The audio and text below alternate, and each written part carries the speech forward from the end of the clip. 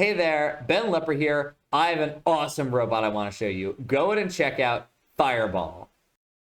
Now, this robot is capable of launching beanbags from behind the bar all the way on to that pyramid goal. If you're interested in building something like it, there's a link underneath this video. Go ahead and click it. I'll send you a bunch of details on this robot. I'll even send you step-by-step instructions for part of it. They're from VEX's website, so they're legal. But I want to make sure that you have that information and you're able to run with it.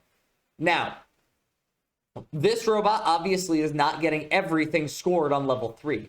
That's because I built this robot in about one night, and then the second night I spent tuning it, and that's about all that I've worked on this robot. It needs a little bit more kind of TLC here to make its shot more accurate. Is it possible to get consistently on level 3? I'm not sure, but I think so, and in the past, we've always been able to get things like this to work in VEX.